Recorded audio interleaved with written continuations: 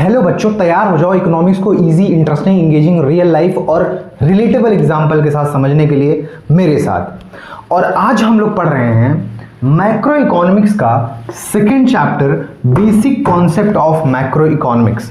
ठीक, पहला वाला चैप्टर आप लोग जरूर देखिएगा वरना आपको समझ में नहीं आएगा वो। ठीक, और नेशनल इनकम जब हम पढ़ रहे होते हैं तो इसमें चारों चैप्टर का सही से पढ़ना बहुत ज़्यादा जरूरी है। तो इस चैप्टर में हम टोटल 8 टॉपिक कवर करेंगे। Domestic territory, normal resident, factor income और ट्रांसफर इनकम, फाइनल गुड्स और intermediate goods, consumption goods, capital goods, gross investment, net investment और डेप्रिसिएशन। फिर उसके बाद नेट इनडायरेक्ट टैक्स और net factor income from abroad, जिसको NFIA भी कहते हैं।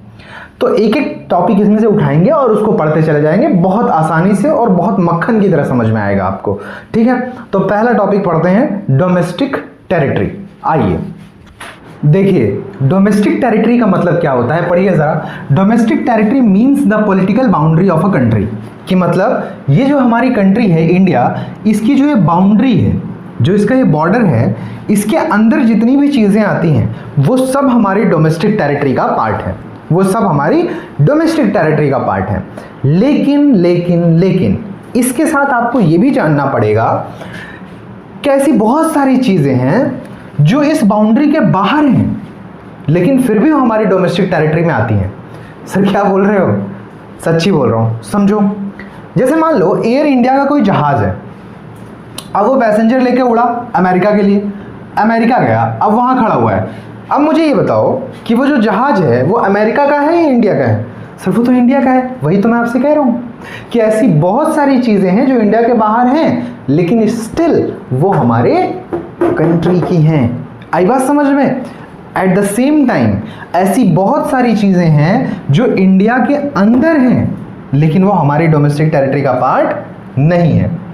उल्टा करो उसी सिचुएशन को, मान लो जैसे अमेरिका का कोई जहाज़ है जो इंडिया के अंदर पैसेंजर लेके आया है। अब ये अमेरिका का जहाज़ अगर यहाँ खड़ा है तो क्या ये इंडिया का डोमेस्टिक टेरिटरी में आएगा? बॉर्डर के अंदर है लेकिन नहीं आएगा। आई बात समझ में? ठीक बात है।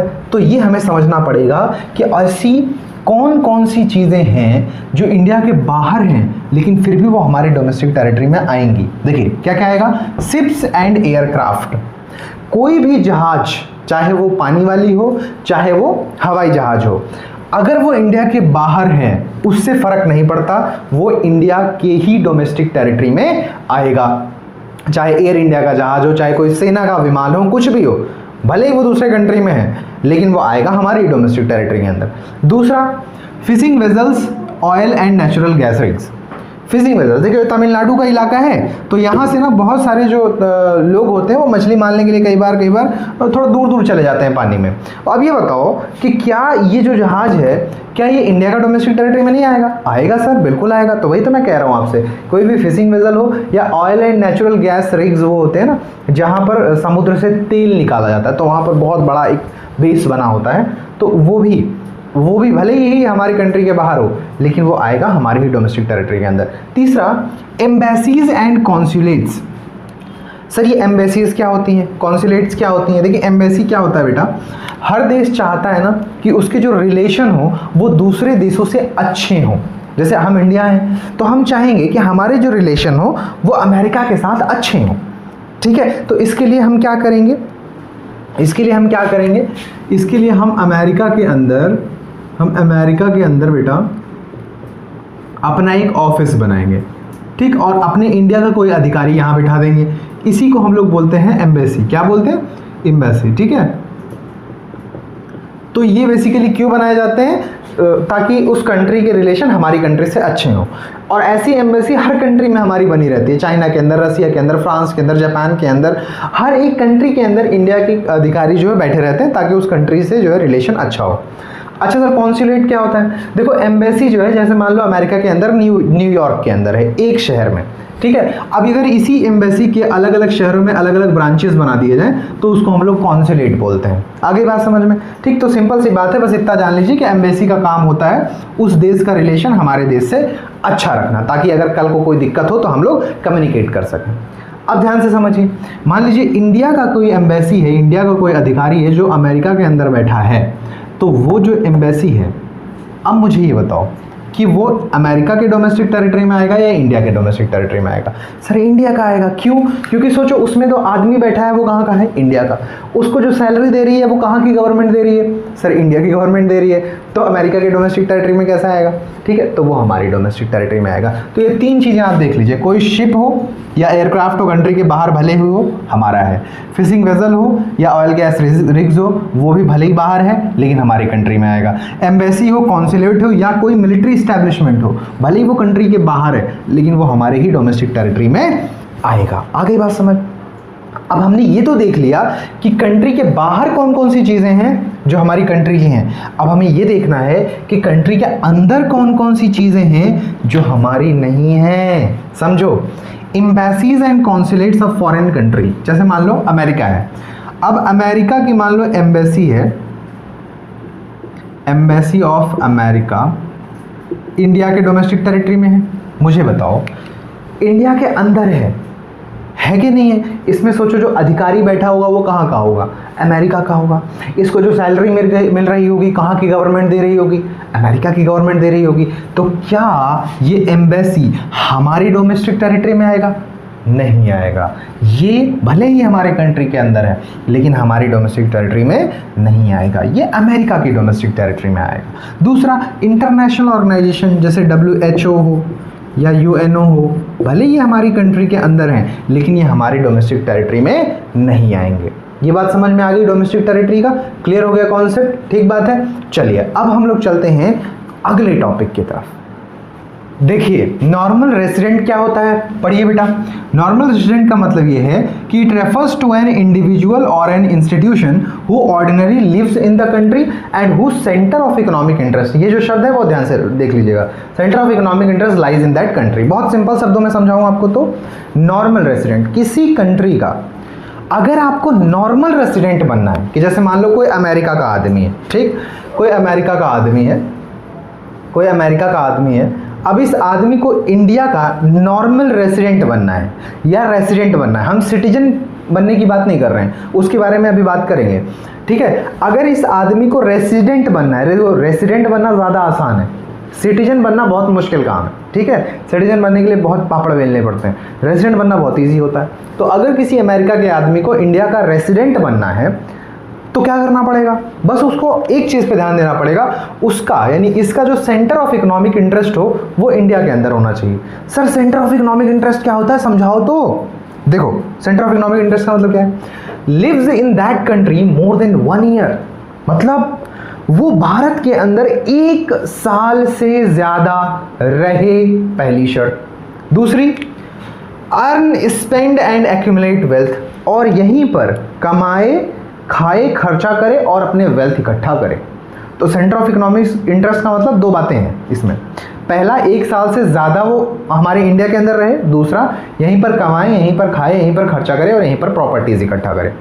तो अगर ये 2 शर्तें वो पूरी कर लेता है तो इसका मतलब उसका centre of economic interest Bharat के अंदर है, हम उसको नॉर्मल रेसिडेंट या रेसिडेंट बोल देंगे। आई बात समझ में? तो रेसिडेंट बनना बहुत इजी है, ठीक है। दो बातें बस आपको ये करनी है, 2 चीज़ें, 1 साल से ज़्यादा उस देश में रहना है, कमाना है, खाना है, खर्चा करना है, बन गया आप रेसिडेंट। अच्छा, अब कौन कौन से लोग ऐसे हैं जो रेसिडेंट नहीं होंगे? तो इंडिया के रेसिडेंट कौन कौन से लोग नहीं होंगे? फॉरेन टूरिस्ट, ठीक है। जैसे मान लीजिए कोई टूरिस्ट इंडिया के अंदर घूमने आया, अमेरिका का, जापान का, फ्रांस का, सर इंडिया के अंदर क्यों घूमने आएगा? अरे भाई हमारे इंडिया के अंदर बहुत फेमस चीज़ है, ताजमहल है, कुतुब मीनार है, ठीक है, राम मंदिर है, ठीक बात, राजस्थान में इतनी सारी चीज़ें हैं, वैरायटी डाइवर्सिटी है, घूमने आएगा। तो अब बताइए जब वो इंडिया के अंदर घूमने आया, क्या वो 1 साल तक यहाँ घूमता रहेगा? अरे भाई हफ्ते 2 हफ्ते में घूमेगा, निकल जाएगा। तो 1 साल से ज़्यादा रहेगा तभी ना रेसिडेंट बनेगा, 1 साल से कम है तो कैसे रेसिडेंट बन जाएगा? अभी तो शर्त बताया आपको। तो फॉरेन टूरिस्ट कभी भी हमारे यहाँ का रेसिडेंट इंडिया का नहीं होगा। दूसरा, फॉरेन स्टाफ ऑफ एम्बेसीज। अच्छा एक बात और, ये मैंने बहुत शॉर्ट में लिखा है तो इसका नोट्स मैं आपको दे दूंगा, उस पर स्क्रीन पे आ जाएगा, उसको आप लिख लीजिएगा। मैंने यहाँ लिखा नहीं है क्योंकि उसमें टाइम बहुत ज़्यादा लग जाता, ठीक बात है। दूसरा, foreign staff of embassies, India के अंदर जितने भी एम्बेसीज हैं, जैसे अमेरिका का एम्बेसी, चाइना का, रसिया का, फ्रांस का, उसके अंदर जो लोग काम कर रहे हैं वो हमारी कंट्री के तो नहीं है, ठीक है, वो उस कंट्री के लोग हैं, तो वो हमारे रेसिडेंट कैसे हो जाएंगे? सही बात है कि नहीं सही बात है? तो वो उस कंट्री के रेसिडेंट होंगे। WHO और UNO WHO और UNO ये भी कभी भी हम काउंट नहीं करेंगे, ये रेसिडेंट नहीं होंगे। दूसरा, employee of international organisation, employee of international मतलब WHO और UNO को, देखो WHO को और UNO को हम कभी भी नॉर्मल रेसिडेंट काउंट नहीं करेंगे, लेकिन इसके अंदर जो एम्प्लॉयज़ काम करते हैं, इसके अंदर जो एम्प्लॉयज़ काम करते हैं, ठीक, चाहे वो इंडिया के हों चाहे वो अमेरिका के हों, अगर वो इंडिया के अंदर रह करके इस ऑफिसेज में काम कर रहे हैं और उनको रहते काम करते 1 साल से ज़्यादा हो गया है, तो हम ये बोलेंगे कि हाँ इनके जो एम्प्लॉयज़ हैं वो इंडिया के रेसिडेंट हैं। आगे बात समझ में। तीसरा, क्रू मेंबर्स, जैसे मान लो अमेरिका का कोई जहाज़ इंडिया के अंदर आया, तो अब उस जहाज़ में अमेरिका के बहुत सारे क्रू मेंबर्स होंगे, पायलट होगा, ठीक है, एयर हॉस्टेस होगी, तो अब वो इंडिया के अंदर अगर 1 दिन 2 दिन रहेगी तो क्या वो इंडिया की रेसिडेंट बन जाएगी? नहीं, 1 साल से कम है तो रेसिडेंट नहीं बनेगी। बॉर्डर वर्कर मतलब जैसे नेपाल का मान लो कोई आदमी है, अब वो आया इंडिया के अंदर, दिन भर काम किया और पैसे लेके चला गया शाम को घर, ठीक है, फिर आया फिर काम किया पैसे लेके, तो क्या वो रेसिडेंट बनेगा? नहीं, कहाँ वो 1 साल से ज़्यादा, 1 ही दिन तो रह रहा है फिर चला जा रहा है, समझ में बात। तो ये सभी लोग हमारे रेसिडेंट नहीं होंगे क्योंकि वो 1 साल से कम वहाँ पर रह रहे हैं, इसलिए ये रेसिडेंट नहीं बन सकते। ठीक है, तो नॉर्मल रेसिडेंट समझ में आ गया। अब इसी से मिलता जुलता एक कॉन्सेप्ट होता है सिटीजन का, कि अगर किसी को, जैसे इस गधा को अगर मान लो यहाँ इंडिया का रेसिडेंट नहीं बनना है बल्कि सिटीजन बनना है, तब उसको क्या करना पड़ेगा? ठीक है, तो देखो दो बातें हैं उसमें। अगर किसी आदमी को, इस गधे को इंडिया का सिटीजन बनना है तो या तो वो इंडिया के अंदर पैदा हो जाता जो कि अब संभव नहीं है क्योंकि ऑलरेडी वो अमेरिका के अंदर पैदा हो चुका है, तो पहला तरीका तो फेल हो गया सिटीजन बनने का, है ना, पहला तरीका तो फेल हो गया। अब दूसरा तरीका ये है कि ये गधा इंडिया के अंदर अप्लाई करे, वो अप्लाई करे कि भैया हाँ मुझे इंडिया का सिटीजन बनना है। जब वो ये अप्लाई कर देगा तो इंडिया के जो ऑफिशियल्स होंगे वो उसका बैकग्राउंड चेक करेंगे, सारी चीज़ें चेक करेंगे और उसके बाद कहेंगे कि हाँ भाई अगर तुम लायक हो तो ठीक है, तुमको हम नागरिक बना देंगे, अगर तुम लायक नहीं हो तो तुमको हम नागरिक नहीं बनाएंगे। आ गई बात समझ में? ठीक है, तो ये होता है रेसिडेंट और ये होता है हमारा सिटीजन। तो आप बताइए दोनों में से ज़्यादा आसान क्या है? रेसिडेंट बनना। सिटीजन बनना मुश्किल काम है कि नहीं? क्योंकि सिटीजन रेसिडेंट के लिए बस सिर्फ रहना है 1 साल से ज़्यादा और काम करना है, खर्चा करना है, और इसमें तो आपको अप्लाई करना है, फिर प्रोसेस कंप्लीट करना है, दुनिया भर का काम करना है, ये ऐसी चीज़ है ना। अच्छा, एक बात इसके बारे में ज़रूर ध्यान रखिएगा कि नॉर्मल रेसिडेंट ये जो कॉन्सेप्ट है ये एक इकोनॉमिक कॉन्सेप्ट है। कौन सा कॉन्सेप्ट है? Economic concept. और जो सिटीजनशिप है, सिटीजन बनना है, वो एक लीगल कॉन्सेप्ट है। आई बात समझ? तो इसको ज़रूर ध्यान रखिएगा। तो दूसरा टॉपिक भी हमारा इसी के साथ पूरा हो गया।